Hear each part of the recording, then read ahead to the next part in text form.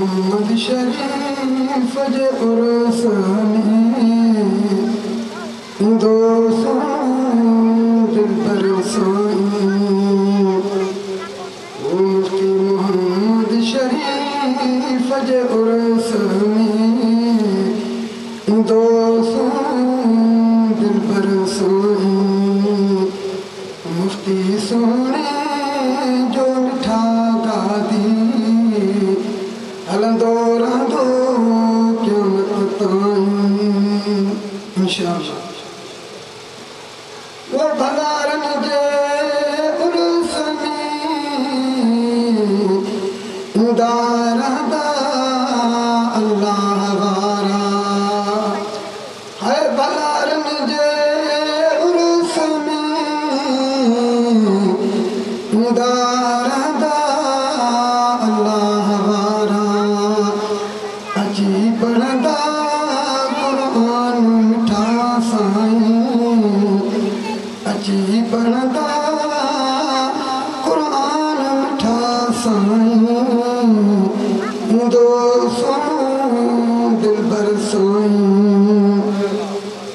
ओ मुफ्ती मोहम्मद शरीफ जे उर्स में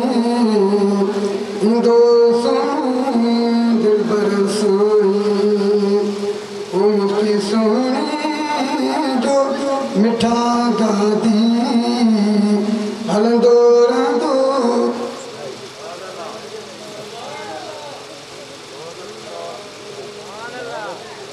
उर्स में दोस्तों दिल भर साईं मुफ्ती सोने जो मिठा गादी हलंदो रहंदो क़यामत ताईं वो मुफ्ती मोहम्मद सल्लल्लाहु अलैहि वसल्लम वो मुफ्ती मोहम्मद जो आशिक़ हुयो क़ुरान जो हाफ़िज़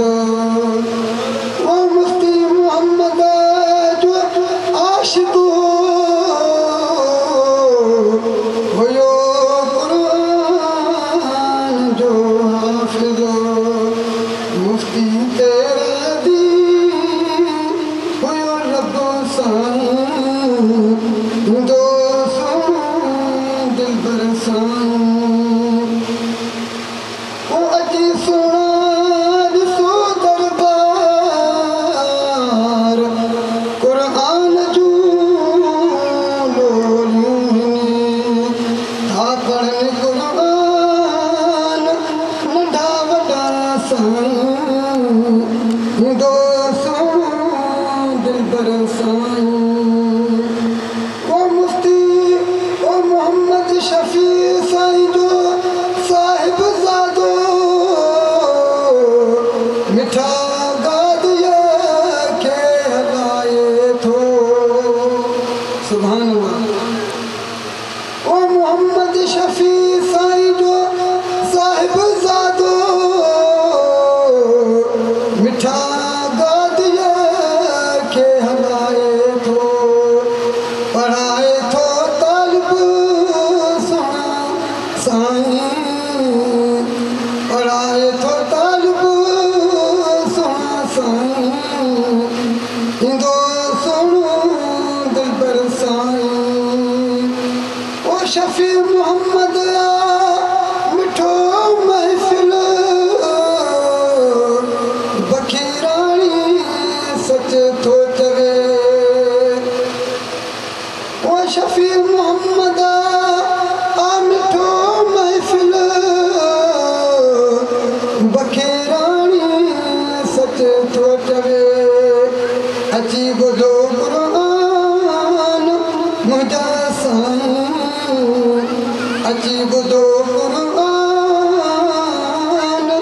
मुंहिंजा साईं ईंदो सुणो दिल भर साईं मुफ्ती मोहम्मद शरीफ जे उर्स में आए मुफ्ती मोहम्मद शरीफ जे उर्स में ईंदो सुणो दिल बरसाई मुफ्ती सोनी तो बिठा गादी हलंदो रहंदो क़यामत ताईं आए मुफ्ती सोनी तो बिठा गादी हलंदो रहंदो क़यामत ताईं इंशाअल्लाह।